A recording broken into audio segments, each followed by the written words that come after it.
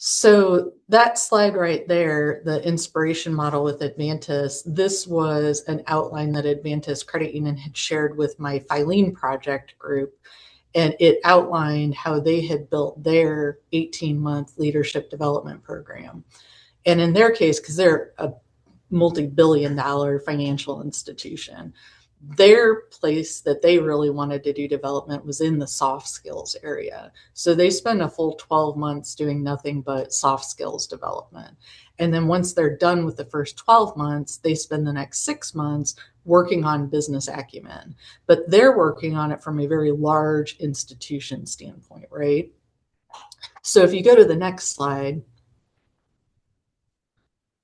Steering committee tasks? Yep, the steering committee. Okay. So when the steering committee looked at it and they were trying to figure out, well, do we go soft skills? Do we go operational skills? What are the gaps that we actually have at small credit unions that there isn't a service to fill right now? Because if we could scrape together the money, we can send people to CUNA Management School, Western CUNA Management School. We have Q's Institute stuff that's available for all the soft skills. But where the steering committee really felt that there was a gap was in those day-to-day operational pieces that a small credit union CEO has to be comfortable with when they take over that seat. And when we see small credit union CEOs retiring, with them not being able to find somebody to step into that, it's less about the soft skills in those moments than it is about the day-to-day operations of actually keeping the functioning institution going. So the steering committee really decided that we were going to focus on the operational function knowledge gaps to start. It's possible that we'd have like a second stage of it where we would get into more soft skill development and make that available as well. But we're really going to start with the operational pieces.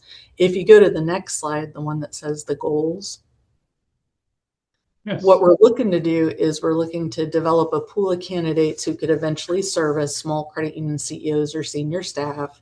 We want to help them figure out what their strengths and weaknesses are in there. And we really want to fill in the operational knowledge gaps for advancing to a small credit union CEO position. We want to manage the program cooperatively, and we definitely want to keep it affordable and accessible to small financial institutions.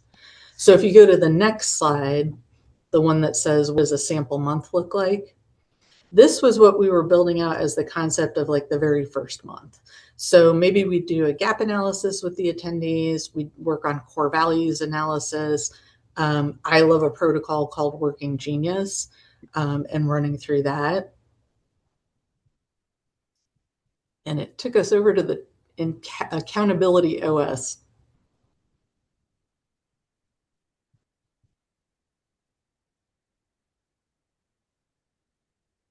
The screen that I'm seeing right now says install Accountability OS. It moved away from the PowerPoint. Oh, it's not on the PowerPoint. Okay. Oh. Is that on the second page that you?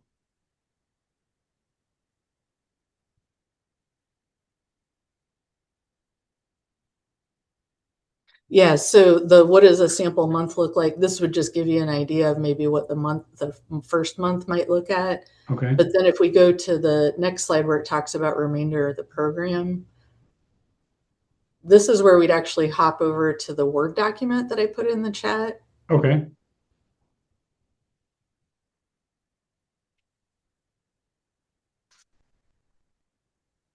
I don't know if you're able to pull that one up. I am.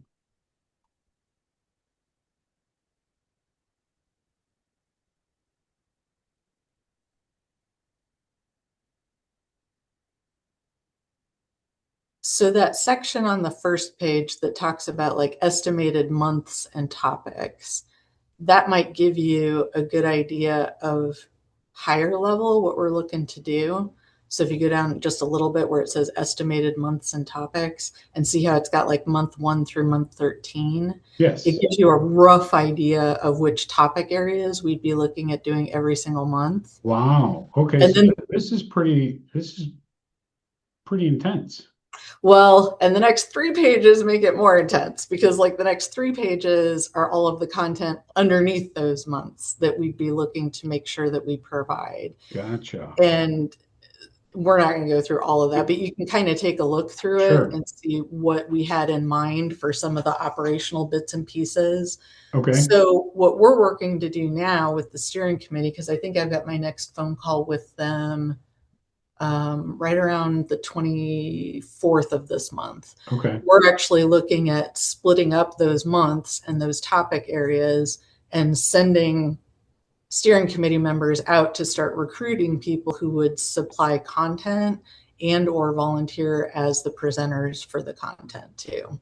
So that's kind of where we're at right now. So we think that it's going to run through the hub, which is that section of the CU's Unite website that they've offered to give us in order to kind of build out the program and do proof of concept. Just And for we anybody think listening, what's the web address for that? that is, hang on just one second.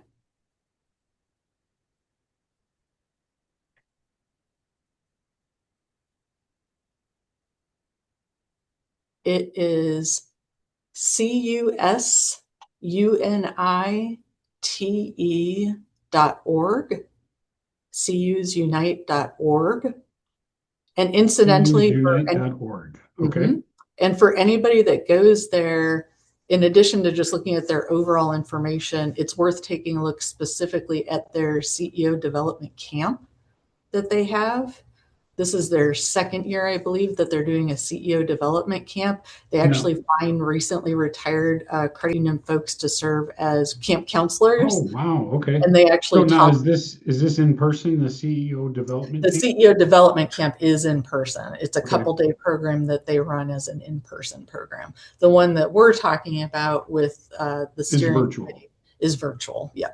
So the in-person event, so who can actually, this is the first, this kind of came out in our little discovery call here. So the CEO development camp, who can attend that? It's my understanding that it is open. So until they hit their target head count, Okay. there's a $600 registration fee, which makes it very, very affordable for small institutions. Your biggest cost is going to be travel and lodging. But at least for the attendance of it, they've tried to keep the cost pretty affordable. All righty. And so how often do they do this development camp? That's a once a year thing, and this would be their second year that they're doing it. The 2025 was their first annual, and 2026 will be their second year doing it. Okay. And what's the dates on the 2026? I don't know if they've actually If published the they've came dates out on the with one yet? 2026 yet. No, let's see if they've got the dates on here. I know our It says conversation's kind of information bouncing coming around a little bit. soon. Okay, coming soon. Yep. Yeah. Well, we kind of went off topic on the CEO development camp, but since you brought it up, I thought it would be kind of interesting to explore the information on Yeah, that. I hadn't heard about it before I started talking to CU's Unite. And if you look at their 2025 agenda and the outline of it, like, man, I wish I had known about that earlier, because it looks like a really fantastic couple day experience for somebody who's newer to the position or Sure. just learning to refocus on the CEO components and keeping that more strategic focus on it. It just looks like a really interesting camp model that they've set up. Now, does that go hand in hand with what we were talking about earlier with smaller credit unions? They are separate initiatives, Okay. but the tie between them is the fact that the CU's Unite group has offered space within their online community for Okay. us to actually build out and provide the classes for the online professional development thing that we're working on. Gotcha. All righty.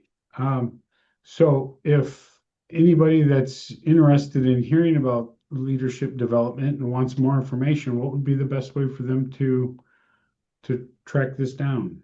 Just Well, if anybody's interested in helping us build it, they would definitely reach out to me. So my email address is dberes@patrolcu.com. So it's D as in Danielle, B as in boy, E as in Edgar, R as in Richard, E as in Edgar, S as in Sam. So dberes uh-huh. at patrolcu, PATROLCU.com. Okay. And And I'll if be you're sure to put that interested in address eventually, in the link information as well. that would be great. Yeah. So folks that are either interested in helping build the program, definitely reach out to me. Or if there's somebody who wants to get on an information list for down the road, definitely reach out to me too. The content that we're developing, we're going to build the content as if it's targeted to credit unions 150 million and under, Okay, but that's not going to be a hard cutoff for our attendees. That's gotcha. just going to be the focus of the perspective of the content that we're going to Okay, develop. so the content is going to be looking at 150 million and below, but that's not necessarily going to be the cutoff, for participants or people that want to be part of it. That is correct. Now, priority is going to go to individuals who are employed at credit unions that help develop the program. That goes back to kind of the cooperative nature of it. Sure. If somebody put blood, sweat, and tears into the program, then they get first choice of the spots that are available. But if we have room left over in the cohort, then we'll open that up to individuals that are interested in the content that maybe aren't at one of the institutions that put the development together. Okay. And so how far along are you guys right now? Well, we're still at the infancy of it, Okay. but we're So getting this ready is the to. perfect time for somebody to say, hey, I'm interested in being part of this. It really is. Yep, because we're at the point now we're going to take all of our topics for content, we're going to split it up, and we're going to go find the people who are actually going to put the content together and the people who are going to teach it. I say in an ideal universe for me personally, I would love to have the first cohort being taught from January 1st of 2027. That's my personal goal. Okay. That would be what we would ultimately like to see happen, and that's what I'm working towards.